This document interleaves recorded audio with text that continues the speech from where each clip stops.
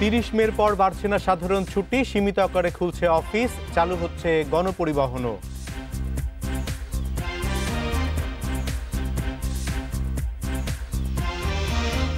সব হাসপাতালে করোনা চিকিৎসার নির্দেশ, কোভিড নন কোভিড সবার সেবা নিশ্চিতের তাগিদ।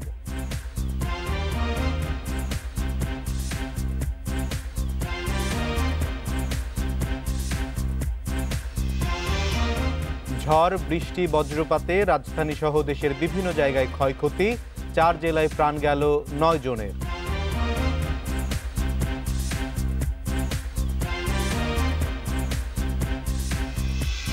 স্বাগত বিরতিহীন সংবাদ রাত 9টায় বাংলাদেশে, সঙ্গে আছে আমি অনিমেষ কর। শুনছিলেন শিরোনাম, এবার জানিয়ে দেব পুরো খবর। সাধারণ ছুটি আর বাড়ছে না। 31 মে থেকে 15 জুন পর্যন্ত সীমিত পরিসরে চালু হচ্ছে অর্থনৈতিক কর্মকাণ্ড। সীমিত যাত্রী নিয়ে চলবে গণপরিবহন, চালু হচ্ছে আন্তজেলা চলাচলও। এসব তথ্য নিশ্চিত করেছেন জনপ্রশাসন প্রতিমন্ত্রী। এ বিষয়ে প্রজ্ঞাপন জারি হবে আগামীকাল। যতদিন না কোনো প্রতিষেধক টিকা আবিষ্কার হচ্ছে, ততদিন করোনা ভাইরাসকে সঙ্গী করেই হয়তো আমাদের বাঁচতে হবে। জীবন জীবিকার স্বার্থে চালু করতে হবে অর্থনৈতিক কর্মকাণ্ড। 24 মে জাতির উদ্দেশ্যে ভাষণে অর্থনৈতিক কর্মকাণ্ড চালুর আভাস দিয়েছিলেন প্রধানমন্ত্রী। এবার সেই ইঙ্গিতেরই সরকারি ভাষ্য জানালেন জনপ্রশাসন প্রতিমন্ত্রী। 31 মে থেকে 15 জুন সীমিত আকারে চালু হচ্ছে অর্থনৈতিক কর্মকাণ্ড। তবে সবকিছুই করতে হবে স্বাস্থ্যবিধি মেনে। বিশ্বব্যাপী করোনা ভাইরাসের প্রাদুর্ভাব বাড়ায় 26 মার্চ থেকে কয়েক দফায় ছুটি বাড়ানোর পর সবশেষ ছুটি 30 মে পর্যন্ত সাধারণ ছুটি ঘোষণা করে সরকার। ঈদও পড়েছে এই ছুটিতে। বুধবার প্রতিমন্ত্রী জানালেন 30 মের পর আর ছুটি বাড়ছে না। সরকারি, আধা সরকারি এবং স্বায়ত্তশাসিত প্রতিষ্ঠান, বেসরকারি প্রতিষ্ঠানগুলো সেখানে নিজ ব্যবস্থাপনায় সীমিত আকারে সেগুলো চালু করা হবে। সভা সমাবেশ, গণজমায়েত বা কোনো অনুষ্ঠান আয়োজন সেগুলো বন্ধ থাকবে আগের মতোই। সীমিত যাত্রী নিয়ে চলবে গণপরিবহন, চালু হচ্ছে এক জেলা থেকে আরেক জেলায় চলাচলও। স্বাস্থ্যবিধি মেনে চলাচল করতে পারবে উড়োজাহাজ। অফিস আদালত খুললেও কাজে যোগ দিতে পারবেন না বয়স্ক, অসুস্থ ও গর্ভবতী নারী। তবে বন্ধ থাকছে শিক্ষা প্রতিষ্ঠান। গণপরিবহন আমরা সীমিত আকারে কঠোর স্বাস্থ্যবিধি মেনে সীমিত সংখ্যক যাত্রী নিয়ে আমরা সেটি চালু করতে পারবো। বিমান সংস্থাগুলো তাদের স্বাস্থ্যবিধি মেনে তারা তাদের বিমান সেবা কার্যক্রম চালু করতে পারবেন। জনপ্রশাসন প্রতিমন্ত্রী আরও জানান, রাত 8টা থেকে সকাল 6টা পর্যন্ত আগের মতোই সীমিত থাকবে চলাচল। মার্কেট, দোকানপাটও খোলা থাকবে বিকাল 4টা পর্যন্তই। গণজমায়েত ও সভা সমাবেশও থাকছে নিষিদ্ধ। রেজওয়ানুল হক, ইন্ডিপেন্ডেন্ট নিউজ, ঢাকা। সীমিত আকারে ফ্লাইট চলাচল শুরুর বিষয়ে 2-1 দিনের মধ্যে সিদ্ধান্ত জানাবে বেসামরিক বিমান চলাচল কর্তৃপক্ষ বেবিচক। অভ্যন্তরীণ রুটে ফ্লাইট চালুর জন্য বিমানবন্দর ও এয়ারলাইন্সগুলোকে এরই মধ্যে প্রস্তুতি নিতে বলা হয়েছে। দেশে করোনা সংক্রমণ শুরু হলে 17 দেশ ও অভ্যন্তরীণ রুটে ফ্লাইট চলাচল বন্ধ ঘোষণা করে বেবিচক। পরে কয়েক দফা বাড়ানো হয় নিষেধাজ্ঞা। ফ্লাইট চালু হলেও বেশ কিছু শর্ত পূরণ করতে হবে এয়ারলাইন্সগুলোকে। এর মধ্যে রয়েছে ফ্লাইট সংখ্যা নিয়মিত থেকে কম হবে, ধারণ ক্ষমতা সর্বোচ্চ 75% যাত্রী নেওয়া যাবে, প্রতিটি ফ্লাইটের আগে জীবাণুমুক্ত করতে হবে, এছাড়াও প্রতিটি যাত্রীকে দিতে হবে নতুন হ্যান্ড গ্লাভস ও মাস্ক।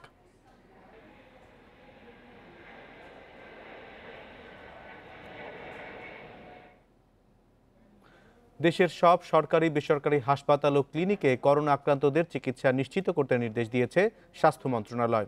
24 মে সংক্রান্ত প্রজ্ঞাপন জারি করে স্বাস্থ্য মন্ত্রণালয়। আদেশে বলা হয়, 50 বা এর বেশি শয্যার সব হাসপাতালে করোনা আক্রান্ত ও সাধারণ রোগীদের আলাদাভাবে চিকিৎসা নিশ্চিত করতে হবে। দেশে উদ্বেগজনক হারে বাড়ছে করোনা ভাইরাসে আক্রান্ত রোগীর সংখ্যা। তাই সারা দেশে করোনা চিকিৎসার পরিধি বাড়ানো উচিত বলে মনে করছেন বিশেষজ্ঞরা। তা না হলে আগামীতে পরিস্থিতি সামাল দেয়া কঠিন হবে বলে মত তাদের। তো সামনের দিনগুলোতে করোনা নন করোনা বলে আলাদা করা কঠিন। উপসর্গহীন করোনা থেকে এই ঝুঁকিটা আরও বেড়ে গেছে যে হাসপাতালে অন্যান্য চিকিৎসার জন্য যে রোগীরা আসবেন তাদেরও এই করোনা সংক্রমণ থাকতে পারে। এই অবস্থায় আমাদের সকল হাসপাতালে করোনা সেবা চালু করা দরকার। যাদের মারাত্মক ধরনের উপসর্গ থাকবে তাদের জন্য রেফারেল যদি চালু করা যায় তাহলে আমাদের শুধু অক্সিজেনের ব্যবস্থা যদি সব হাসপাতালগুলোতে পর্যাপ্ত করা যায় তাহলে এটা করা সম্ভব। দেশে করোনার চিকিৎসা দিতে মোট ১১২টি হাসপাতালে ৯,৮০০ শয্যা প্রস্তুত রাখা হয়েছে। আইসিইউ আছে ৩২৯টি, আর ডায়ালাইসিস রয়েছে ১০২টির মতো। এর মধ্যে বেসরকারি হাসপাতালের সংখ্যা মাত্র ১৮টি। বাকি বেসরকারি হাসপাতালগুলোকে করোনা চিকিৎসার আওতায় আনা প্রয়োজন বলে মনে করছেন চিকিৎসকরা।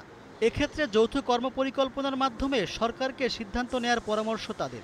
সরকারি এবং বেসরকারি হাসপাতালগুলো নিজেদের দায়িত্ব আনতে হবে। সরকারি হাসপাতালগুলো তো আছেই, বেসরকারি হাসপাতালগুলোর বেশিরভাগ এবং সকলগুলোই হয়তো আমাদের আয়ত্তে আনতে হবে।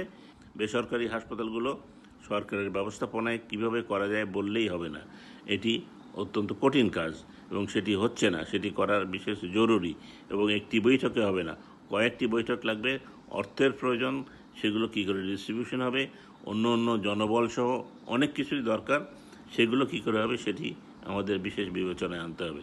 এদিকে স্বাস্থ্য মন্ত্রণালয় বলছে অবিলম্বে সারা দেশের হাসপাতালগুলোতে করোনা চিকিৎসা সেবা চালু করা হবে। যাদের 50 বেড অথবা তার বেশি বেড সংখ্যা আছে সকল হাসপাতালকেই আমরা ওই করোনা ইউনিট খোলার জন্য বলেছি এবং আমাদের আশঙ্কা এই যে ঈদ ফেরত মানুষ অথবা ঈদে যারা গিয়েছে এলাকায় খুব স্বাভাবিকভাবে যেহেতু কন্ট্যাক্টের কারণে অসুখটা বাড়ে এবং এই যে ঢাকার থেকে বাইরে মানুষ, খালি ঢাকার থেকে না বড় শহরগুলো থেকে গ্রামে মানুষের গমনাগমন, এতে বাড়ার আশঙ্কা তো আছেই। বেসরকারি হাসপাতালগুলো চাইলে করোনা রোগীদের কাছ থেকে একটি নির্দিষ্ট পরিমাণ অর্থ নিয়ে চিকিৎসা দিতে পারবে। সরকার তাদেরকে কোনো টাকা দেবে না। সরকার কেবল সরকারি তত্ত্বাবধানে থাকা হাসপাতালগুলোর চিকিৎসা ব্যয় বহন করবে। Rezwan Siddiqui, independent news, Dhaka. চট্টগ্রামে করোনা পরীক্ষার সুবিধা বাড়াতে আরও 11টি নতুন স্যাম্পল কালেকশন বুথ চালু করা হবে। পাশাপাশি নগরের একটি কমিউনিটি সেন্টারকে কোভিড আইসোলেশন সেন্টার হিসেবে ব্যবহার করা হবে, আর এই কাজে সহযোগিতা করবে সেনাবাহিনী। বুধবার বিকেলে চট্টগ্রাম সার্কিট হাউসে এসব কথা জানান তথ্যমন্ত্রী হাসান মাহমুদ। তথ্যমন্ত্রী আরও জানান, এরই মধ্যে করোনা আক্রান্তদের সেবা নিশ্চিত করতে হলি ক্রিসেন্ট হাসপাতাল অধিগ্রহণ করা হয়েছে। বৃহস্পতিবার থেকে এই হাসপাতালে চিকিৎসা দেওয়া শুরু হবে। পাশাপাশি আরও 2টি বেসরকারি হাসপাতালকে করোনা হাসপাতাল হিসেবে ঘোষণা দেওয়া হয়েছে। শিগগিরই কাজ শুরু হবে এ দুটি হাসপাতালে।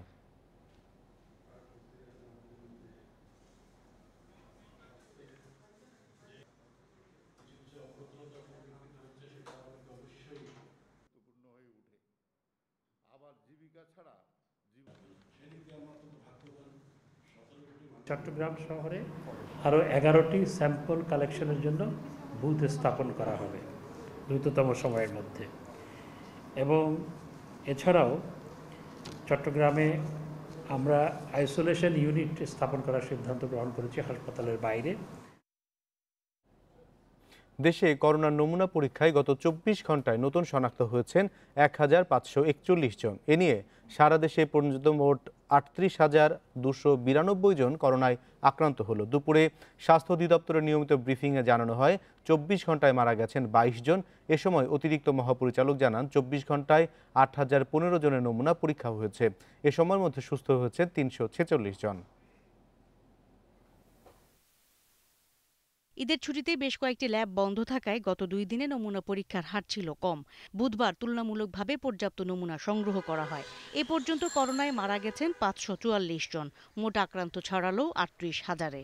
পরীক্ষা করা হয়েছে আগের দিনের নমুনা সহ 8,015টি। যা পরীক্ষা করা হয়েছে তাতে শনাক্ত হয়েছে 1,541 জন এবং এ পর্যন্ত শনাক্ত 38,292 জন। গত 24 ঘন্টায় সুস্থ হয়েছেন 346 জন এবং এ পর্যন্ত সুস্থ হয়েছেন 7,925 জন। শনাক্ত বিবেচনায় সুস্থতার হার 20.70% এবং আজকে মৃত্যুবরণ করেছেন 22 জন। এ পর্যন্ত মৃত্যুবরণ করলেন 544 জন। যেসব মায়েরা বাচ্চাদের দুধ পান করান সেই মায়ের করোনা পজিটিভ হলেও মাতৃদুগ্ধ পান করানোয় ওই শিশু ভাইরাসে আক্রান্ত হবে না বলে জানিয়েছে বিশ্ব স্বাস্থ্য সংস্থা। তবে ওই মাকে অবশ্যই মাস্ক পরে প্রয়োজনীয় পরিচ্ছন্নতা বজায় রাখতে হবে। বিশ্ব স্বাস্থ্য সংস্থা জানিয়েছেন যে দুধ খাওয়ানোর মাধ্যমে কোনো ভাইরাস ট্রান্সমিট হয় না বা ভাইরাসের সংক্রমণ হয় না। কাজেই আপনারা যথাযথ ব্যবস্থা নিয়ে মারা মুখে মাস্ক পরে এবং সম্ভব হলে বাচ্চাদের মুখে মাস্ক দিয়ে আপনারা যারা দুগ্ধ দিয়ে থাকেন সন্তানদের তারা দুগ্ধ দিতে পারেন। তবে দেওয়ার আগে আপনার স্তনটি ভালোভাবে ধুয়ে পরিষ্কার করে নেবেন, হাত ভালোভাবে পরিষ্কার করে নেবেন সাবান পানি দিয়ে 20 সেকেন্ড ধরে।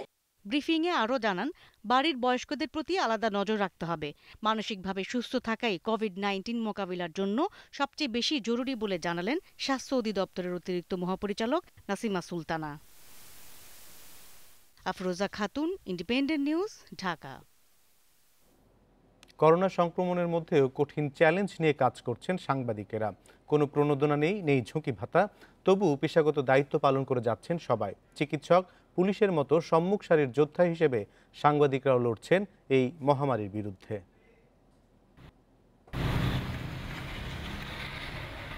আছে স্বাস্থ্য ঝুঁকি, সংক্রমণ ও মৃত্যুর আশঙ্কা, তবুও ঘরে বসে নেই গণমাধ্যম কর্মীরা। করোনা মহামারীর মধ্যেও মানুষের কাছে খবর পৌঁছে দিচ্ছেন। তারা বলছেন, চ্যালেঞ্জ মোকাবিলার মানসিকতা নিয়েই এই পেশায় এসেছেন। যেহেতু আমি সাংবাদিকতা করতে এসেছি, আমাকে চ্যালেঞ্জটা নিতেই হবে এবং সেটি জেনেই আমি এই পেশায় কাজ করছি এবং সেই জায়গা থেকে আমি সুরক্ষা সামগ্রী যেটুকু সম্ভব হচ্ছে আমি নিয়ে ব্যবহার করার চেষ্টা করছি। যত বড় দুর্যোগই হোক, আমাদের আসলে ঘরে বসে থাকার সুযোগটা নেই, কারণ আমাদের কাজই এটা যে আমরা এই সময়টা মাঠে থাকতেই হবে, আমাদের সংবাদ সংগ্রহ করতে হবে, সেই সংবাদটা সাধারণের কাছে পৌঁছে দিতে হবে। দায়িত্ব পালন করতে গিয়ে এ পর্যন্ত করোনা ভাইরাসে আক্রান্ত হয়েছেন শতাধিক সাংবাদিক, মারা গেছেন 4 জন। তবুও থেমে নেই কাজ, চলছে কলম, কিবোর্ড, খবরের খোঁজে রাত দিনের ব্যস্ততা। ঝুঁকিটা সঙ্গে নিয়েই আমরা মূলত বেশ আনন্দের সাথেই বলা যায় যে এই কাজটা করে আসি। সব কিছু মেনটেন করে সব কিছুর ভেতর দিয়েই উৎসাহ এবং উদ্দীপনা দুটো নিয়েই কিন্তু আমরা এই ঝুঁকির ভেতরে কাজ করে যাচ্ছি। এই পেশাটাকে ভালোবেসে এই পেশায় আসছি, আনন্দের সহিত কাজ করতেছি। সামনে আশা করি আনন্দের সহিত কাজ করব। গণমাধ্যমের নীতি নির্ধারকরা বলছেন, স্বাস্থ্য ঝুঁকি এড়িয়ে নিরাপদে কাজ করতে সাংবাদিকদের জন্য সুরক্ষা সামগ্রী নিশ্চিত করা হয়েছে। আমার যত সহকর্মী যারা মাঠে কাজ করছে, যারা অফিসে কাজ করছে, যারা বাসায় বসে কাজ করছে, প্রত্যেকে সর্বতোভাবে তাদের পেশার প্রতি দায়িত্বশীল আচরণ করছে আমি মনে করি, এবং সেই কারণে হয়তো মানুষ সত্যিকার তথ্যটা পাচ্ছে। গুজবকে ছাপিয়ে আমরা সত্য, আসল, প্রকৃত তথ্যটা পাঠককে, দর্শকের মাঝে ছড়িয়ে দিতে পারছি। এইটাই সাংবাদিকতার চ্যালেঞ্জ। যে কোনো দুর্যোগে সবাই যখন দৌড়ে পালিয়ে যায়, গণমাধ্যম কর্মীরা তখন সেই বিপদের দিকে ছুটে দেয়। যে দুর্যোগ যত বড়ই হোক, মানুষের তথ্য পাবার অধিকার একদম প্রাথমিক অধিকার, এবং তথ্যটা যখন সঠিক বস্তুনিষ্ঠ তথ্য যখন মানুষ পাবে, তখন মানুষ আতঙ্কিত হবে না, গুজবে দৌড়াবে না, গুজবের পেছনে ছুটবে না। সাংবাদিকরা বলছেন, শুধু করোনা ভাইরাসের মতো মহামারী নয়, যে কোনো দুর্যোগে বরাবরের মতোই সাহসের সঙ্গে মাঠে থাকবেন তারা। Jahanara Parvin, independent news, Dhaka. ঝড় বৃষ্টি, করোনার ঝুঁকি মাথায় নিয়েই ঈদ শেষে ফিরছেন রাজধানীবাসী। ব্যক্তিগত গাড়ি ছাড়া চলাচল নিষেধ থাকলেও নির্দেশনা অমান্য করে যে যেভাবে পারছেন ঢাকা ফিরছেন। ফেরিঘাট, মহাসড়ক ও ঢাকার প্রবেশপথে তাই ঈদ ফেরত মানুষের ভিড়। এ সুযোগে অটোরিকশা, মাইক্রোবাস, মোটরসাইকেল চালকের যাত্রী পরিবহন করছেন। কোনো ক্ষেত্রেই নেই স্বাস্থ্যবিধি ও সামাজিক দূরত্বের বালাই। ঈদ শেষ হতে না হতেই ঢাকা ফিরতে শুরু করেছেন কর্মজীবীরা। ভোরে কালবৈশাখী ঝড়ের মধ্যেও অনেকে রওনা হন রাজধানীর উদ্দেশ্যে। ঝড় বৃষ্টিতে কাঁঠালবাড়ি শিমুলিয়া ফেরিঘাটের পন্টুন তলিয়ে যাওয়ায় ভোগান্তিতে পড়েন ঢাকামুখী মানুষ। ফেরিতে স্বাস্থ্যবিধির তোয়াক্কা না করে যাত্রীরা গাদাগাদি করে পার হন পদ্মা নদী। রাজবাড়ির দৌলতদিয়া ঘাটেও একই অবস্থা, দিনভর এই ঘাটে পার হন হাজারো যাত্রী। এদিকে মহাসড়কগুলোতেও যাত্রী ছিল অন্যান্য দিনের তুলনায় বেশি। বাস বন্ধ থাকলেও প্রাইভেট কার, সিএনজি ও ভাড়ায় চালিত মোটরসাইকেলে করে ঢাকায় ফিরেছেন অনেকে। আসছিলাম, এখন বাড়িতে বাবা মা আছে, ভাই বোন আছে, এদের জন্য আসছিলাম। মহাসড়কের যান সংকটেই ঢাকা ফিরেছেন ক্ষুদ্র ব্যবসায়ী রায়হান। টাঙ্গাইল থেকে ফিরতে 4 বার অটোরিকশা পরিবর্তন করতে হয়েছে তার। একদিকে করোনা ঝুঁকি, অন্যদিকে যানবাহন না পাওয়ার ভোগান্তিতে বাড়ি না যাওয়ার উপলব্ধি তার। টাঙ্গাইল থেকে আসছি, 4-5 বার গাড়ি চেঞ্জ করতে হয়েছে, আর সব রিক্সা আসতে হয়েছে, কোনো গাড়ি নেই, ভাড়াও বেশি তুলনামূলকভাবে, এভাবেই আসতে হয়েছে আর কি। রায়হানের মতো টিপু সুলতানও ফিরেছেন ঈদ উদযাপন শেষে। যশোর থেকে মাইক্রো ভাড়া করে এসেছেন গাবতলী। জানালেন ফেরির ভোগান্তির কথা। এটা কি বলবো, এটা তো ঈদ না, আসলে করোনার ঈদ বলতে গেলে। যেহেতু একটা হ্যারাসমেন্টে পড়তে হয়েছে, আসতো একটা হ্যারাসমেন্টে পড়তে হয়েছে বলতে। সত্যি কথা বলতে এরকমই আমরা আশা করিনি কখনো। ব্যক্তিগত গাড়ি ছাড়া চলাচলে নিষেধাজ্ঞা থাকলেও সিএনজি ব্যাটারি চালিত অটোরিকশা, পিকআপ, মোটরসাইকেল, ভাড়ায় চালিত প্রাইভেট কার যত্রতত্র যাত্রী পরিবহন করছে। তোয়াক্কা নেই স্বাস্থ্যবিধি ও সামাজিক দূরত্বের। রিজার্ভ এখন ঢাকায় আছি, আটকে গেছি। এখন রিজার্ভ তো যাত্রীর কাছে যেগুলো ঢাকায় আছে এগুলোর কাছে কত টাকা থাকে ভাই, এই নৌকালে মারতেছি আছে এটা জানি, কিন্তু সবসময় তো মারা হয় না, মাঝে মাঝে মারতে হয়, কিছু করার নেই, মাঝে মাঝে মারতে হয়। পুলিশ বলছে নির্দেশনা অমান্য করা যানবাহন চলাচল নিয়ন্ত্রণে ব্যবস্থা নিচ্ছেন তারা। তবে যাত্রী ও চালকরা আরো সচেতন না হলে পরিস্থিতির উন্নতি হবে না। যদি কোনো কারণে যদি কোনো এসে পড়ে ওই যে ইজি বাইকগুলি বা সিএনজি, আমরা ধরে ধরে হয়তো কিছুক্ষণ আটকে রেখে পানিশমেন্ট দিয়ে আবার ছেড়ে দিচ্ছি। এভাবে চলাচল করলে সংক্রমণ আরো বাড়তে পারে বলে সতর্ক করেছেন বিশেষজ্ঞ চিকিৎসকেরা। Masudur Rahman, Independent news, Dhaka. জ্যৈষ্ঠের মাঝামাঝি এসে রাজধানীতে তীব্র কালবৈশাখী ঝড়। ঘন্টায় সর্বোচ্চ 83 কিলোমিটার ঝড়ে বিধ্বস্ত গাছপালা, কাঁচা ঘরবাড়ি। ঝড়ের সঙ্গে টানা বৃষ্টিতে কোথাও কোথাও তৈরি হয় জলাবদ্ধতা। আগামী 24 ঘন্টায় সারা দেশে আরও ঝড় বৃষ্টির পূর্বাভাস দিচ্ছে আবহাওয়া অফিস। ভোররাতে রাজধানী সহ দেশের বিভিন্ন এলাকায় বয়ে যায় কালবৈশাখী ঝড়। ঝড়ের তাণ্ডবে লণ্ডভণ্ড গাছপালা। কালবৈশাখী ঝড়ে হাইকোর্ট এলাকায় 3টি গাছ উপড়ে পড়ে। গাছ ভেঙে পড়ে হেয়ার রোড, মিন্টু রোড, মানিক মিয়া এভিনিউ সহ রাজধানীর অনেক এলাকায়। এতে বন্ধ হয়ে যায় ওই এলাকায় সড়ক যোগাযোগ। আমাদের এই যে পোস্টের উপরে যে ট্যাঙ্কিটা থাকে, ট্যাঙ্কিটা ভেঙে গেছে। ঝড়ের পরপরই গাছ সরিয়ে ফেলতে কাজ শুরু করে ফায়ার সার্ভিস ও সিটি কর্পোরেশন। ঝড়ের তীব্রতা থাকলেও রাজধানীতে হতাহতের কোনো ঘটনা ঘটেনি। ভোর রাতে আপনারা জানেন প্রায় 2টা-2:30 থেকে শুরু হয়েছে। ঝড়ের পরবর্তীতে আমাদের বিভিন্ন জায়গায় যে বড় বড় গাছপালাগুলো পড়েছে, যেমন ধরেন নগর ভবনের সামনে আছে, শিশু একাডেমির সামনে আছে, দোয়েল চত্বরের এখানে আছে, তার উপরে হেয়ার রোড, আমাদের অতিথি ভবন, পদ্মা, এগুলোর সামনেও এগুলো আছে, অলরেডি এগুলো সরানো হয়ে গেছে। ঝড়ের সঙ্গে মুষলধারে বৃষ্টিতে মিরপুর, কারওয়ানবাজার সহ বিভিন্ন এলাকায় তৈরি হয় জলাবদ্ধতা। জনজীবনে নেমে আসে চরম ভোগান্তি। তো মিরপুরে একে যাব, ওখানে যে দেখতেছেন তো কি অবস্থা, রাস্তাঘাটের অবস্থা কি দেখছেন? জলাবদ্ধতার কারণে তো পানি কান্দি সব রাস্তায় জমা রয়েছে। বৃষ্টির কারণে আমরা যাইতে পারতেছি না। আমাদের সিএনজি গাড়ি ব্লকে পানি ঢুকলে রাস্তা গাড়ি বন্ধ হয়ে যায়, খুব কষ্ট হয় গাড়ি সরাইতে। পানির ভিতরে আমাদের আসা যাওয়ার জন্য কষ্ট হইতেছে, এখানে ভাঙাচোরা রাস্তা। রাজধানী সহ সারা দেশে আরও মাঝারি ঝড় বৃষ্টির পূর্বাভাস দিচ্ছে আবহাওয়া অফিস।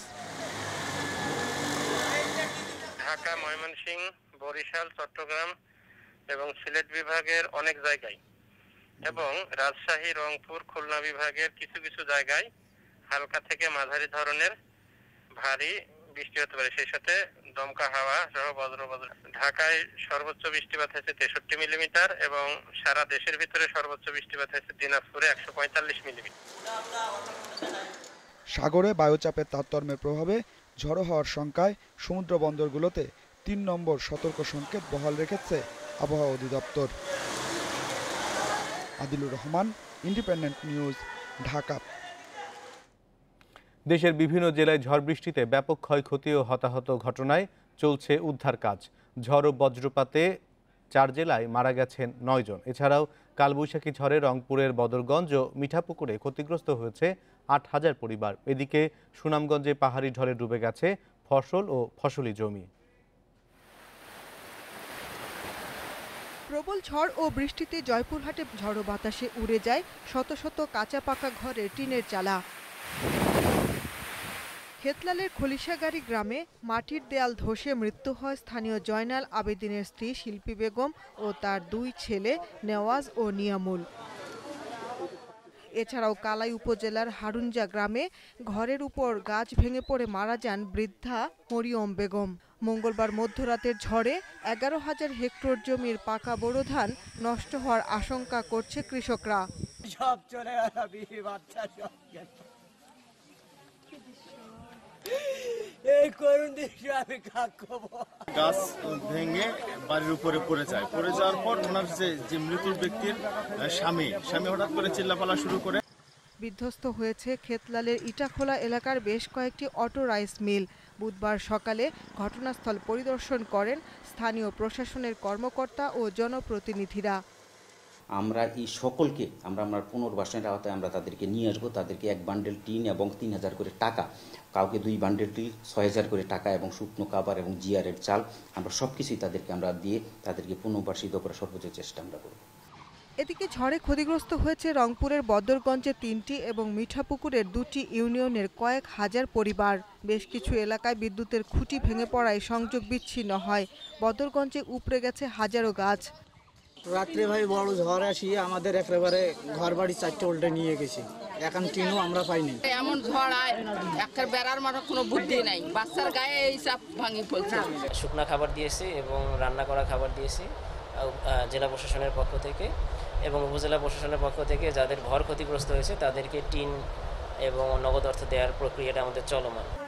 এছাড়া দুদিনের টানা বর্ষণ ও পাহাড়ি ঢলে ডুবে গেছে সুনামগঞ্জের তাহিরপুর বিশ্বম্ভরপুর সড়কের প্রায় 3 কিলোমিটার অংশ। এতে সড়কটি চলাচলের অনুপযোগী হওয়ায় নৌকা দিয়ে যাতায়াত করছেন এসব এলাকার মানুষ। পানিতে তলিয়ে গেছে বিশ্বম্ভরপুরের প্রায় 300 একর জমির ধান। এই নদী নালা ভাঙ্গিয়া বিনার দিয়ে চলেছে। দুর্ভোগের অভাব নাই, আমরা তো যখন নৌকা যাওয়া আসা করতে হয়। এদিকে ভোর থেকে বৈরী আবহাওয়ায় রাজবাড়ির দৌলতদিয়া ও মাদারীপুরের কাঁঠালবাড়ি ফেরিঘাটের পন্টুন পানিতে তলিয়ে যায়। এতে ফেরি ঘাটে ভিড়তে সমস্যার সৃষ্টি হয়, দুর্ভোগে পড়েন যাত্রীরা। Shahnaz Parvin, independent news desk. সিরাজগঞ্জের চৌহালিতে যমুনায় নৌকাডুবিতে আরও 2 মরদেহ উদ্ধার করা হয়েছে। এ নিয়ে মৃতের সংখ্যা বেড়ে দাঁড়ালো 5 জনে। এর আগে গতকাল নৌকাডুবির পরপরই নাইম নামের এক শিশুসহ 3 জনের মরদেহ উদ্ধার করে ফায়ার সার্ভিস। এখনও নিখোঁজ আরও 12 জন। খারাপ আবহাওয়ার কারণে উদ্ধার কাজ গতরাতে স্থগিত করা হলেও সকালে আবার তা শুরু হয় বলে জানায় পুলিশ ও ফায়ার সার্ভিস। গতকাল বেলা 12টার দিকে এনায়েতপুর থেকে 71 যাত্রী নিয়ে চৌহালি সদরের দিকে যাচ্ছিল নৌকাটি। দুপুর 2টায় স্থলচর এলাকায় পৌঁছলে হঠাৎ ঝোড়ো বাতাসের কবলে পড়ে সেখানেই ডুবে যায়। নৌকাডুবির ঘটনায় 54 জনকে জীবিত উদ্ধার করেন স্থানীয়রা। নৌকার আরোহীদের বেশিরভাগই ধান কাটা শ্রমিক।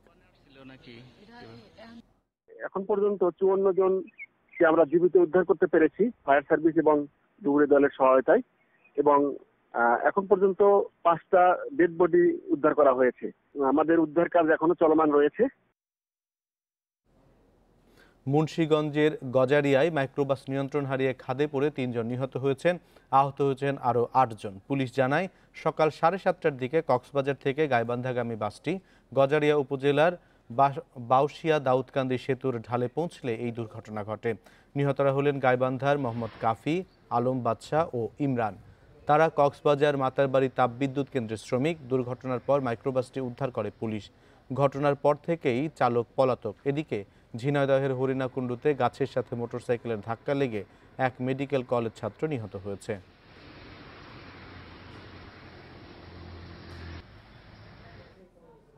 স্পিরিট পানে দিনাজপুরের বিরামপুরের 7 জনের মৃত্যু হয়েছে। গুরুতর অসুস্থ হয়ে হাসপাতালে ভর্তি হয়েছেন 2 জন। তাদের মধ্যে একজনের অবস্থা আশঙ্কাজনক।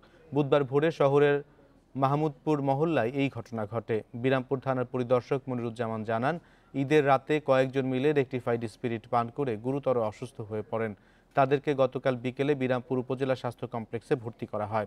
অবস্থা আশঙ্কাজনক হওয়ায় তাদের উন্নত চিকিৎসার জন্য রংপুর এবং দিনাজপুরের মেডিকেলে পাঠানোর সিদ্ধান্ত হয়।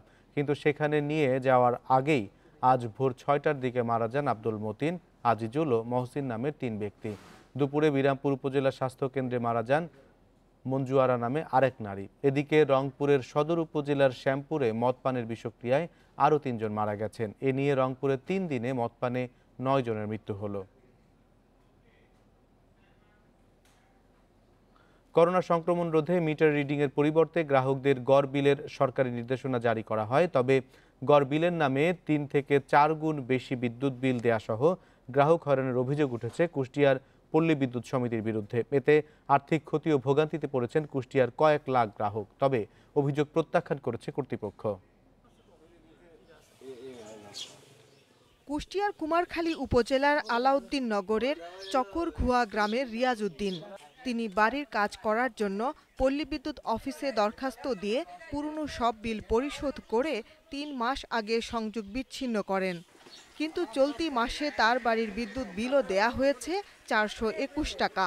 এছাড়াও জেলার প্রায় শতভাগ গ্রাহকের গড় বিল এসেছে 3 থেকে 4 গুণ বেশি। তাদের অভিযোগ, করোনা সংক্রমণ প্রতিরোধে সরকারের দেয়া নির্দেশনাকে পুঁজি করে গড় বিলের নামে ঘরে বসেই ইচ্ছে মতো বিল নির্ধারণ করেছেন পল্লী বিদ্যুতের কর্মকর্তারা। 421 টাকা বিল কি করে আসলো? আমি তো কোনো মিটার বা আমি কোনো কারণ বিদ্যুৎ কোনো জ্বালাইনি, আমরা লাইন বিচ্ছিন্ন করা। 2512 টাকা বিল আসে। আমি গরিব মানুষ, আমার তো মিলও নাই, কারখানায়ও নাই, আমি কি এটা বিল দিতে পারি? অফিসে বসে গড় বিল করবে কিসের জন্য? আমাদের গ্রামে প্রত্যেকটা লোকের বিল বেশি আসছে, কারো ডবল, কারো 3 কারো 4 আসছে। তবে এসব অভিযোগ ভিত্তিহীন দাবি জেলা পল্লী বিদ্যুৎ অফিসের কর্মকর্তাদের। তারা বলছেন, গড় বিল করতে গিয়ে 2-1টি বিলে গড় মিল পাওয়া গেলেও সেগুলো সংশোধন বা সমন্বয় করা হচ্ছে। যাদের অভিযোগ যে না আমরা এটা বেশি বিল আসছে, আমরা সংশোধন করে দিচ্ছি। লাইন কাটা হলে সেখানে তো বিল দেওয়ার প্রশ্নই আসে না। এটা তো আপনার একটা ভেগ কথা। ব্যাংক যেহেতু বিল নিচ্ছে না, সেটা তো আমাদের অফিসে আসছে আর কি। আমরা বিশেষ করে ওই বিলগুলো আমরা নিচ্ছি এবং নেওয়ার ব্যবস্থা চলছে। গড় বিলের নামে পল্লী বিদ্যুতের গ্রাহক হয়রানি ও প্রতারণা বন্ধে সরকারের সংশ্লিষ্ট কর্তৃপক্ষকে নজরদারি করার দাবি ভুক্তভোগীদের।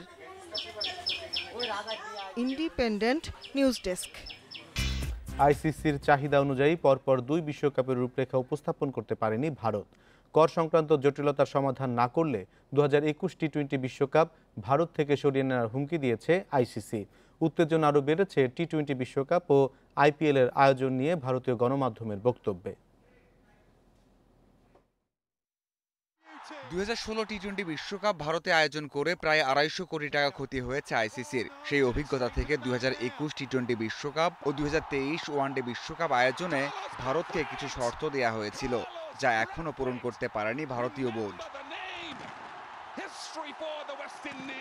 তাতে দ্বন্দ্ব শুরু হয়েছে আইসিসি বিসিসিআইয়ের।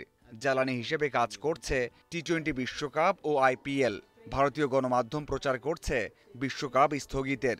বলা হয়েছে বৃহস্পতিবারের সভায় অস্ট্রেলিয়া বিশ্বকাপের ঘোষণা আসবে, এমন দাবি জোরালোভাবে প্রত্যাখ্যান করেছে আইসিসি। আইসিসি টি-20 বিশ্বকাপ স্থগিত করার কোনো সিদ্ধান্ত নেওয়া হয়নি। চলতি বছর অস্ট্রেলিয়ায় এই ইভেন্টের জন্য পরিকল্পনা অনুযায়ী কাজ চালিয়ে যাওয়া হচ্ছে। তবে বিশ্বকাপ যে হচ্ছে জোর দিয়ে বলতে পারছে না আইসিসি অথবা ক্রিকেট অস্ট্রেলিয়া। করোনা মোকাবিলায় অন্যতম সফল দেশ অস্ট্রেলিয়া, তবে সে দেশে ভ্রমণ নিষেধাজ্ঞা থাকবে সেপ্টেম্বর পর্যন্ত। অস্ট্রেলিয়া আশা ছাড়ছে না, বলে যাচ্ছে বিশ্বকাপ স্থগিতের বিষয়ে এখনো সিদ্ধান্ত নেওয়া হয়নি। আইসিসির 3 দিনের সভায় প্রথম দিনে কোনো চূড়ান্ত সিদ্ধান্ত আসেনি। মেয়াদ শেষে চেয়ারম্যান পদে পরিবর্তনের সবুজ সংকেত পাওয়া গেছে। বর্তমান চেয়ারম্যান শশাঙ্ক মনোহর জানিয়েছেন দ্বিতীয় মেয়াদে থাকার ইচ্ছা নেই তার। এ বিষয় নিয়েও আলোচনা হবে বোর্ড প্রধানদের সভায়। Mazharul Islam, independent news. উপমহাদেশের ব্যাটসম্যানরা সাধারণত বোলিং অ্যাটাকে স্পিনার পেলেই বলতে চায়। কারো কারো সুনাম আছে চোখ বন্ধ করে লেগ স্পিন খেলার। সেখানে বাংলাদেশের চিত্রটা উল্টো। কুমলে, ম্যাকগিল, রাশিদ খানদের সামনে টাইগার ব্যাটসম্যানরা খেই হারিয়েছে বারবার। বিশেষজ্ঞরা বলছেন, লেগ স্পিনে ব্যাটসম্যানদের দুর্বলতার কারণে ভারসাম্যে ঘাটতি থেকে যাচ্ছে টাইগারদের টেস্ট ব্যাটিং অর্ডারে। দুর্ধর্ষ পেস অ্যাটাক সামলানো গেছে। সময় যখন ইনিংস বড় করার, ঠিক তখনই ধস টাইগার ব্যাটিং অর্ডারে। এমন দৃশ্য নতুন কিছু নয় সমর্থকদের জন্য। হন্তারকের ভূমিকায় বেশিরভাগ সময় দেখা যায় স্পিনার, বিশেষ করে লেগ স্পিনার। বিস্ময়করভাবে কিছু কিছু ক্ষেত্রে লো প্রোফাইল অকেশনাল স্পিনাররা। খুব বেশি দূর যেতে হবে না। গত সেপ্টেম্বর চট্টগ্রাম টেস্ট, নবীনতম দল আফগানিস্তানের মুখোমুখি সাদা পোশাকে প্রায় 2 দশক পার করা বাংলাদেশ। কিন্তু একজন রাশিদ খানে এলোমেলো টাইগাররা 41 ওভার বল করে 10-এর নিচে গড়ে 11 উইকেট। 2006 সিরিজে শেন ওয়ার্নকে রুখে দেয়া বাংলাদেশ পরে প্রবলভাবে ভুগেছে স্টুয়ার্ট ম্যাকগিলের সামনে। টাইগারদের বিপক্ষে 4 টেস্টে 16 নিচে গড়ে 33 উইকেট শিকার অজি লেগির। 619 টেস্ট উইকেটের মালিক অনিল কুম্বলের গড়ের বিচারে সেরা বোলিং বাংলাদেশের বিপক্ষে। দেবেন্দ্র বিশু, সৌদি, ব্রেন্টন মাবুতার মতো লেগিরাও বাংলাদেশকে সামনে পেলেই সমৃদ্ধ করে নিয়েছেন ক্যারিয়ার।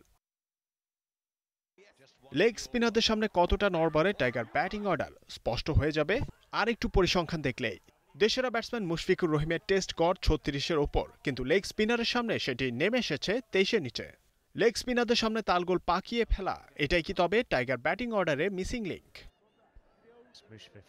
নিজেরা যেমন ভুগেছে তেমনি বাংলাদেশ সেভাবে লেগ স্পিনার জন্ম দিতে পারেনি। যা 2-1 এসেছেন তারাও ব্রাত্য ঘরোয়া ক্রিকেটে। জুবাইর লিখনদের সামর্থ্য কখনোই অনুদিত হয়নি। আমিনুল আফ্রিদি যারা শুরু করেছেন পথ চলা, ঘরোয়া ক্রিকেটে পান না নিয়মিত মাঠে নামার সুযোগ। লেগ স্পিন খেলার জন্য ভিন্ন ধরনের টেকনিক বা ভিন্ন ধরনের মানসিকতা প্রয়োজন, কিন্তু সেটা থেকে যেহেতু তারা বঞ্চিত হচ্ছে, আলটিমেটলি যখন তারা আন্তর্জাতিক ক্রিকেট খেলতে যায় এবং টপ র্যাঙ্কড লেগ স্পিনারদের খেলে, সেটা তাদের জন্য ডেফিনেটলি একটা চাপ হয়ে যায়। ঘরোয়া ক্রিকেটে বেশি রান খরচার ভয়ে সুযোগ পান না লেগিরা। ডাগ আউটে বসে থাকতে থাকতে একসময় স্বপ্ন ধার দুটোই হারিয়ে ফেলেন অনেকে। ঠিক একই কারণে লেগ স্পিন খেলায় অনভ্যস্ততা তৈরি হয় ব্যাটসম্যানদের। সংকট কাটাতে ঘরোয়া ক্রিকেটে নিয়মিত লেগ স্পিনারদের খেলার সুযোগ করে দেয়া ছাড়া আর কোনো পথ খোলা নেই। জহিরুল ইসলাম, ইন্ডিপেন্ডেন্ট নিউজ। বুন্দেসলিগায় শিরোপার দৌড়ে আরেক ধাপ এগিয়ে গেল বায়ার্ন মিউনিখ। গুরুত্বপূর্ণ ম্যাচে জসুয়া কিমিচের একমাত্র গোলে বরুসিয়া ডর্টমুন্ডকে হারায় বাভারিয়ানরা। আরেক ম্যাচে বেয়ার লেভারকুসেনকে 4-1 গোলে হারিয়েছে উলফসবার্গ। এদিকে লা লিগায় চলছে ফুটবলকে মাঠে ফেরানোর তোড়জোড়, তৎপরতা বাড়ছে ট্রান্সফার উইন্ডোতে। জার্মান ডার্বিতে ব্যবধান কমানোর সুযোগ ছিল ডর্টমুন্ডের সামনে, কিন্তু কাজে লাগাতে ব্যর্থ লুসিয়ান ফেভারের শীর্ষরা। ইদুনা পার্কে হাড্ডাহাড্ডি লড়াইয়ে 1-0 গোলের জয় বায়ার্ন মিউনিখের। সেই সূত্রে বুন্দেসলিগার শিরোপার আরেকটু কাছে বায়ার্ন। লিগের প্রথম দেখায় ঘরের মাঠে 4-0 গোলের জয় পেয়েছিল বায়ার্ন। প্রতিশোধের মঞ্চে আলো ছড়াতে পারেননি আলোচিত তারকা আর্লিং হল্যান্ড। 72 মিনিটে ইনজুরিতে মাঠ ছাড়তে হয়েছে। এর আগে 43 মিনিটে একমাত্র জয়সূচক গোলটি করেন জসুয়া কিমিচ। 28 ম্যাচে 20 জয় ও 4 ড্রতে 64 পয়েন্ট নিয়ে শীর্ষে হান্স ফ্লিকের দল। দুয়ে থাকা ডর্টমুন্ডের পয়েন্ট 57। দলের প্রত্যেক খেলোয়াড়কে আমি ধন্যবাদ দিতে চাই। কঠোর পরিশ্রম করেছে তারা। ডর্টমুন্ডের মাঠে গিয়ে তাদের হারাবো এমন চিন্তা নিয়েই খেলেছি এবং সেটা করতে পেরেছি। জোশুয়া স্বপ্নের মতো এক গোল করেছে, যেটা ম্যাচের ভাগ্য বদলে দিয়েছে। এদিকে ঠিক হয়ে গেছে লা লিগা শুরুর দিনক্ষণ।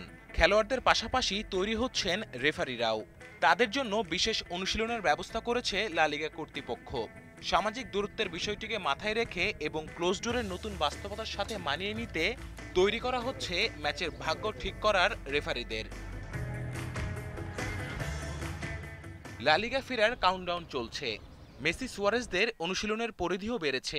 গ্রুপ সেশনের পাশাপাশি বাড়তি সময় অনুশীলন করেছেন বার্সেলোনার খেলোয়াড়রা। গেল মার্চে করোনা ভাইরাসের প্রভাবে সকল ধরনের স্পোর্টস কার্যক্রম বন্ধের ঘোষণা দিয়েছিল স্পেন সরকার। অন্যদিকে চাইনিজ সুপার লিগ থেকে ধারে খেলা ওডিয়ান ইগোলার চুক্তির মেয়াদ বাড়াতে চায় ইংলিশ প্রিমিয়ার লিগের ক্লাব ম্যানচেস্টার ইউনাইটেড।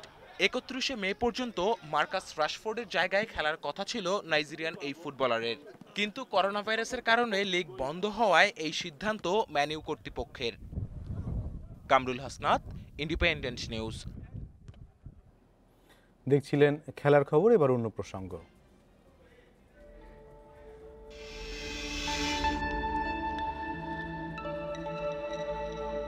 ঘূর্ণিঝড় আম্পানের আঘাতে বাঁধ ভেঙে প্লাবিত খুলনার কয়রা। পানিবন্দী অবস্থায় 1.5 লাখ মানুষ, কিন্তু 7 দিন পরও শুরু হয়নি বাঁধের সংস্কার কাজ। তাই শেষমেশ স্বেচ্ছাশ্রমের ভিত্তিতে বাঁধ মেরামতের উদ্যোগ নিয়েছেন স্থানীয়রা।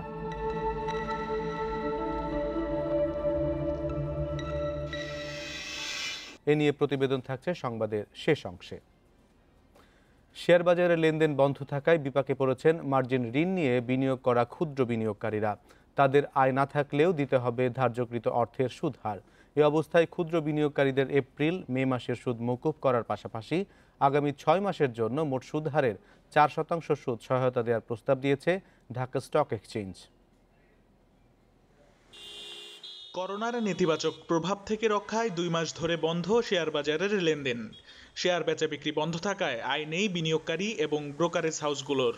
এতে বিপাকে পড়েছেন মার্জিন ঋণ নিয়ে বিনিয়োগ করা ক্ষুদ্র বিনিয়োগকারীরা। আয় না থাকলেও দিতে হবে ঋণ করা অর্থের সুদ।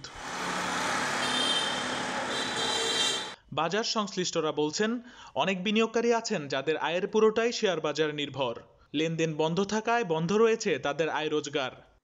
করোনা পরিস্থিতিতে আমরা ক্ষুদ্র বিনিয়োগকারীরা যেভাবে দিন দিন মানসিকভাবে এবং আর্থিকভাবে ক্ষতিগ্রস্ত হচ্ছি, সেক্ষেত্রে অবশ্যই আমি একজন ক্ষুদ্র বিনিয়োগকারী হিসেবে সিকিউরিটি এক্সচেঞ্জ কমিশনের এবং উচ্চ উচ্চপদস্থ যারা আছে প্রত্যেকেরই হস্তক্ষেপ কামনা করছি। বাজার সংশ্লিষ্টরা বলছেন, করোনার ক্ষতি কাটাতে সরকার লাখ কোটি টাকার প্রণোদনা ঘোষণা করলেও বিনিয়োগকারীরা তার সুফল পাচ্ছে না। তাই প্রণোদনার আওতায় সুদ মওকুফের দাবি তাদের। ক্যাপিটাল মার্কেটে অনেক ক্ষুদ্র বিনিয়োগকারী আছে যারা 5 থেকে 10 লাখ টাকা মার্জিন লোন নিয়েছে, লোন নিয়ে ওনারা বিনিয়োগ করেছে। এই ক্ষুদ্র বিনিয়োগকারীদের জন্য আমি মাননীয় প্রধানমন্ত্রীর কাছে বিনীত অনুরোধ করব যে আপনি ওদেরকে একটু সুদ সহায়তা দিবেন। আমি প্রস্তাব করছি অন্তত এপ্রিল মে মাসে যে সুদ হয়েছে সেটা মওকুফ করে দেওয়ার জন্য এই ক্ষুদ্র বিনিয়োগকারীদের, এবং আগামী 6 মাস পর্যন্ত ওদের একটু সুদ সহায়তা দেওয়ার জন্য। ঋণদাতা প্রতিষ্ঠানগুলোকে ক্ষুদ্র বিনিয়োগকারীদের সুদ মওকুফের উদ্যোগ নেওয়ার পরামর্শ দিচ্ছেন বিশেষজ্ঞরা। প্রয়োজনে নিয়ন্ত্রক সংস্থা বিএসইসিকে সুনির্দিষ্ট ব্যবস্থা নেওয়ার আহ্বান তাদের। Shamim Ahmed, independent news, Dhaka. করোনার ক্ষতি কাটিয়ে উঠতে সরকার ঘোষিত প্রণোদনা প্যাকেজ ঈদের আগে বাস্তবায়ন হয়েছে তৈরি পোশাক খাতে। তবে ইস্পাত, সিমেন্ট, টেক্সটাইল সহ বিভিন্ন উৎপাদনশীল খাতে এর অগ্রগতি কম। ফলে এসব খাতে কর্মীদের বেতন দেয়া, কাঁচামাল আমদানি সহ ব্যবসার সামগ্রিক ব্যয় মেটাতে হিমশিম খাচ্ছেন উদ্যোক্তারা।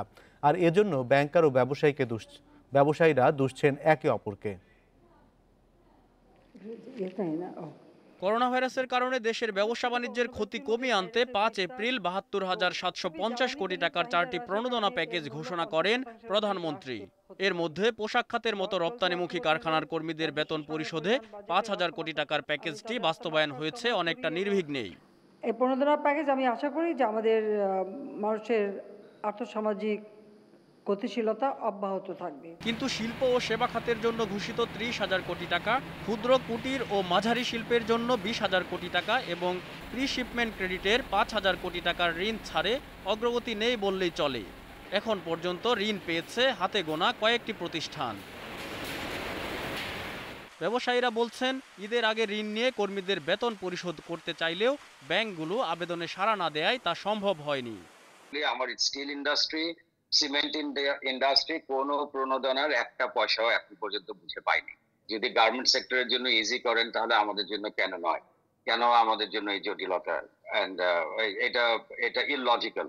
আপনি তো আলটিমেটলি অ্যাকচুয়ালি ব্যবসায়ীদেরকে হেল্প করতে চাচ্ছেন বা কর্মচারী বা আমাদের শ্রমিকদেরকে হেল্প করতে চাচ্ছেন। এখানে মূল বিষয়টা বা রেসপন্সিবিলিটি জায়গাটা হচ্ছে কমার্শিয়াল ব্যাংক। তারা সেকি হয়ে আছে যাতে করে আরো যেন ব্যাড লোনটা না আসে সেটাকে কনসিডার করতে গিয়ে। তো বাংলাদেশ ব্যাংক এখানের মধ্যে গাইডলাইন বা পলিসিটা যদি স্পষ্টভাবে দিয়ে দেয় তাহলে অনেক ক্ষেত্রেই কিন্তু এই জটিলতাটা কেটে যাবে। তবে ব্যাংক কর্মকর্তারা বলছেন, আবেদনের প্রক্রিয়া যথাযথভাবে না আসায় বেশিরভাগ ব্যবসায়ীকে ঋণ দিতে পারেননি তারা। ডিউ ডিলিজেন্স করতে হচ্ছে। এখানে কিন্তু একটা ওয়ান সাইজ ফিটস অল এভাবে হবে না।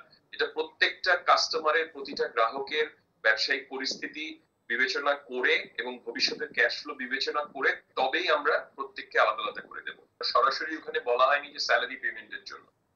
কেন্দ্রীয় ব্যাংকের নির্দেশনায় বলা আছে ওয়ার্কিং ক্যাপিটালের 30% পর্যন্ত আমরা ফাইন্যান্স করতে পারবো।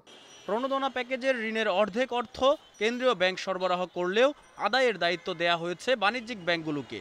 সংকটের জন্য এ বিষয়টিকেও দুষছেন অর্থনীতিবিদেরা।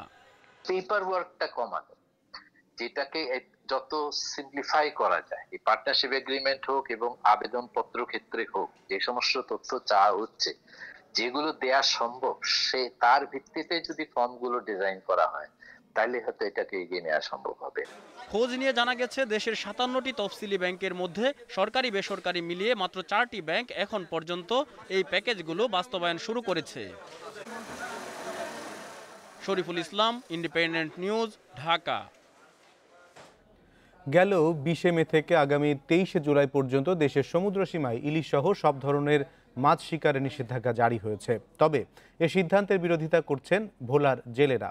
করোনা ও ঘূর্ণিঝড় আম্পানে ক্ষতিগ্রস্ত জেলেরা বলছেন, নতুন নিষেধাজ্ঞায় টিকে থাকাই কঠিন হয়ে পড়েছে তাদের জন্য। মৎস্য বিভাগ বলছে, গত বছর এই কর্মসূচির সুফল পাওয়ায় নিষেধাজ্ঞা তুলে নেওয়ার সুযোগ নেই। নদীর অভয়াশ্রম এলাকায় মাছ ধরার নিষেধাজ্ঞা মার্চ এপ্রিল 2 মাস। সেই নিষেধাজ্ঞা শেষ হওয়ার 3 সপ্তাহ পার হতে না হতেই নিষেধাজ্ঞা জারি হয় সাগরে মাছ শিকারে। 20 মে থেকে 23 জুলাই পর্যন্ত 65 দিন সাগরে মাছ ধরা নিষিদ্ধ থাকছে। জেলেরা বলছেন মে জুনে নদীতে এমনিতেই ইলিশ থাকে না, এ সময় সাগরে কিছু ইলিশ পাওয়া যায়। সাগরে মাছ ধরতে পারলে করোনা পরিস্থিতির ধকল আর ঘূর্ণিঝড় আম্পানের ক্ষতি কিছুটা কাটিয়ে ওঠার সুযোগ পাওয়া যেত, কিন্তু নিষেধাজ্ঞা বিপদ বাড়িয়েছে তাদের। জেলেরা জানিয়েছেন আগে সাগরে মাছ শিকারে নিষেধাজ্ঞা জারি হতো না, গত বছর থেকে এই কর্মসূচি নেওয়া হয়। কর্মসূচি বাতিলের দাবিতে আন্দোলন হলেও কোনো ফল আসেনি। ভোলার জেলেদের জন্য নিষেধাজ্ঞা থাকলেও ভারতের জেলেরা এসে ইলিশ মাছ ধরে নিয়ে যাচ্ছে বলে অভিযোগ তাদের। এই দেশের জেলেরা লোন লইয়া তারপরে লোনের টাকা দিতে পারতেছে না, নদীতে মাছ নাই। এত যদি অভিযান করে তাহলে আমরা কিভাবে কি ধরিয়া বাঁচুম? এবছর আমাদের মাছ নদীতে খুব কম হয়েছে, তার জন্য আমরা চাইতে আছি অভিযানটা না হওয়ারই আমাদের ভালো। তবে মৎস্য বিভাগ বলছে গত বছর প্রজনন মৌসুমে সাগরে মাছ ধরায় নিষেধাজ্ঞা বাস্তবায়িত হওয়ায় ইলিশ সহ সামুদ্রিক মাছের উৎপাদন কয়েক গুণ বেড়েছে। এমনকি শীতের সময়ও জেলেদের জালে ঝাঁকে ঝাঁকে ইলিশ ধরা পড়ছে। শীতকালেও এই বিশেষ করে এই দৌলতখানা অঞ্চলে অনেক ইলিশ পাওয়া গেছে। সেটা হচ্ছে যে ইলিশটা আসলে কোথা থেকে আসছে, এটা মোহনা তৎসংলগ্ন এলাকা এই সমস্ত এলাকার হচ্ছে যে কিন্তু মাছ, এবং এটার আমরা সুফল পাচ্ছি। মাছ ধরার নিষেধাজ্ঞা চলার সময় জেলেদের প্রণোদনা দেওয়ার কথাও জানিয়েছে মৎস্য বিভাগ। মাহমুদুন নবী, ইন্ডিপেন্ডেন্ট নিউজ। ঘূর্ণিঝড় আম্পান আঘাত হানার 7 দিন পরও খুলনার কয়রায় ক্ষতিগ্রস্ত বাঁধের সংস্কার কাজ শুরু হয়নি। ঘরবাড়ি ও ফসলি জমি রক্ষায় স্বেচ্ছায় বাঁধের কাজ শুরু করেছেন স্থানীয়রা। উপজেলা নির্বাহী কর্মকর্তা বলছেন ক্ষতিগ্রস্ত এলাকায় ক্ষয়ক্ষতি নির্ধারণে কাজ করছে সেনাবাহিনী। 20 মে ঘূর্ণিঝড় আম্ফানের আঘাতে কয়রা উপজেলায় 18টি পয়েন্টে 22 কিলোমিটার বাঁধ ক্ষতিগ্রস্ত হয়েছে। পানিবন্দী হয়ে পড়েছে 1.5 লাখ মানুষ। 7 দিন অতিবাহিত হলেও শুরু হয়নি এখনো বাঁধ নির্মাণের কাজ। ফলে ভিটেমাটি রক্ষায় নিজেরাই মাটি, খড় ও বাঁশ দিয়ে স্বেচ্ছাসেবকে রিং বাঁধ তৈরির চেষ্টা করছেন স্থানীয়রা। 6000 লোকের মতো কাজ করে আজকে এই পুরো টোটাল এই এরিয়া আমরা বেঁধে ফেলেছি। আমাদের স্বেচ্ছাশ্রমে এখানে আমাদের কেউ সহযোগিতা করেনি। পানি উন্নয়ন বোর্ডের কোনো লোক থেকে আমাদের এখানে আসেনি।